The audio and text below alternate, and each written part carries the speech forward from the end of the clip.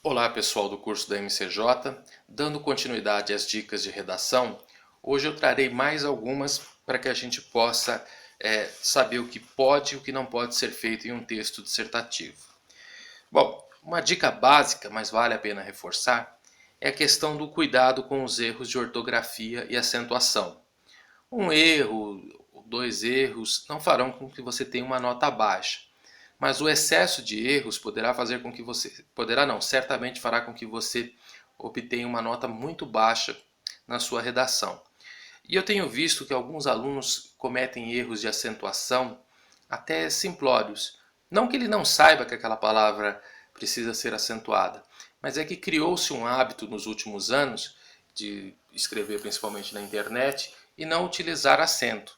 Agora, quando você estiver escrevendo um texto numa redação, numa faculdade, toda palavra que necessita de acento e não estiver acentuada será considerada errada. Então, na hora que você terminar a sua redação, seja aqui treinando ou no dia do vestibular, do Enem, faça uma revisão atenta para detectar os erros de ortografia, de acentuação e também de concordância verbal. Sobre a questão de concordância verbal, aqui um parênteses. Procure, sempre que possível, trabalhar com os verbos no singular. Por que isso? Quando você trabalha com os verbos no plural, a probabilidade de você cometer um erro de concordância é muito maior do que quando você trabalha com o verbo no singular. Por exemplo, no caso, você tem que colocar lá: os brasileiros vivem um momento difícil.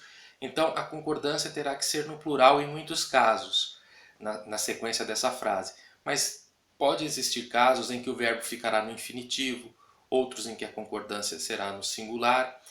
E naquele momento de estresse, de correria e tal, para você organizar tudo isso é muito difícil, para você ter o discernimento de fazer sem cometer nenhum erro. Já quando você trabalha com o verbo no singular, aí você fica mais tranquilo, porque você sabe que os verbos ficarão sempre no singular também. Porque eu começo, em vez de começar com os brasileiros, eu começo com o brasileiro vive ou atravessa um momento difícil. E na sequência, os meus verbos também ficarão no singular, porque o sujeito é o brasileiro. Então, sempre que possível, nem sempre dá para fazer isso, mas quando for possível, utilize os verbos no singular. Facilita muito a questão da concordância. Outra dica importante: não tente enrolar. Às vezes o tema, o aluno não tem um conhecimento profundo sobre ele. E aí o que ele faz? Tenta dar voltas, voltas e mais voltas para tentar enrolar o corretor. Essa tática é furada. O corretor ele é treinado e ele percebe quando o candidato fica sem se aprofundar em nada, simplesmente girando, girando e sem demonstrar conhecimento sobre aquele assunto. Ah, mas e se eu não tenho conhecimento sobre o assunto? Bom, o problema é que nos vestibulares e no Enem jamais cairá um tema absurdo que ninguém nunca ouviu falar. São sempre temas que a gente tem que ter um conhecimento sobre ele. Temas do dia a dia, temas da atualidade ou temas atemporais, como eu já citei em outros vídeos, questão de meio ambiente, questão do trabalho, enfim, nunca vai cair um tema dificílimo que ninguém nunca ouviu falar. Só que, apesar de serem temas que a gente tem um certo conhecimento, exatamente por isso a gente deve buscar mais informações sobre eles, para que a gente possa ter mais ideias, possa ter uma opinião concreta para poder opinar com profundidade. Então aproveite esses meses que faltam e vá lendo bastante sobre temas da atualidade. Eu vou mandar nos próximos dias por e-mail uma série de temas que podem cair. Claro que não dá para adivinhar qual tema cairá no vestibular. Mas, por exemplo, o ano passado, um dos temas que eu passei aos meus alunos foi a questão das dificuldades e das conquistas da mulher no mercado de trabalho. e caiu um tema falando sobre a questão da violência contra a mulher ainda nos dias de hoje. Não são temas exatamente iguais, mas tem uma certa relação. Quer dizer, a mulher, para conquistar o espaço dela no mercado, ela ainda atravessa muitas dificuldades. E a questão da violência é uma delas. Então, se fosse uma pessoa que tivesse lido mais sobre o assunto, sobre o problema da mulher na sociedade, ela saberia tanto desenvolver um tema quanto outro. Então pode ser que não caia exatamente aquele tema específico que você fez uma redação, mas vai cair algo relacionado àquele tema, e aí você saberá dissertar sobre ele. Outra dica: cuidado com números e percentuais. Às vezes a pessoa, para tentar dar um tom de conhecimento profundo sobre aquilo que ela está falando, ela começa a citar números ou percentuais sem ter absoluta certeza de que aqueles dados batem com a realidade. Uma vez eu peguei uma redação que uma aluna colocou que todo final de semana morriam 50 mil pessoas assassinadas na cidade de São Paulo.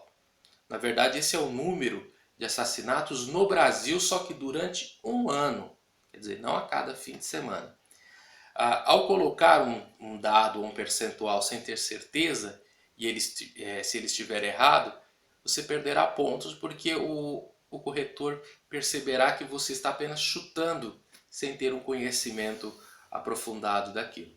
Agora, se esses dados estiverem nos textos de apoio, aí é bacana você colocá-los, desde que, como eu já expliquei anteriormente, a maior parte da informação venha criada por você, pelos conhecimentos que você adquiriu. E aí você apenas complemente com esses dados, com números, percentuais, aí fica bacana.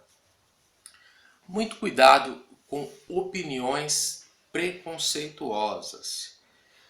Nos últimos anos, nós temos visto aí na internet um acirramento de opiniões preconceituosas contra nordestinos, contra negros, contra homossexuais e até mesmo contra mulheres. Eu acabei de falar que no tema do ano passado foi a questão da violência contra a mulher. Acreditem se quiser, muita gente no Enem colocou que a mulher, na verdade, estava se vitimizando, que ela não era, o problema não era tão grave assim. Outros colocaram até gírias, né, que era mimimi, e vejam a cabeça dessas pessoas, né? Então qualquer tipo de preconceito contra um segmento, enfim, um grupo, você automaticamente perderá muitos pontos, isso se a redação não for zerada. Tá?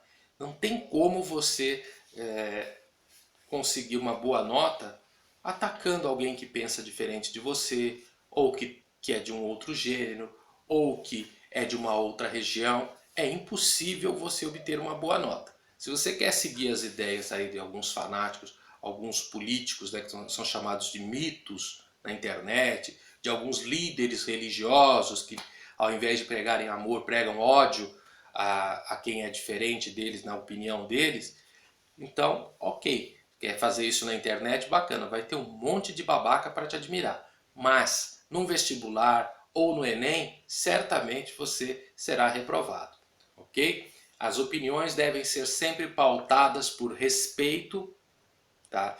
Sim, você deve ser contundente, mas sem atacar e sem demonstrar qualquer tipo de raiva, de ódio contra quem quer que seja. Ok, pessoal? Então, essas eram as dicas de hoje, e no próximo vídeo eu explicarei como problematizar uma redação. Ok? Obrigado e até a próxima.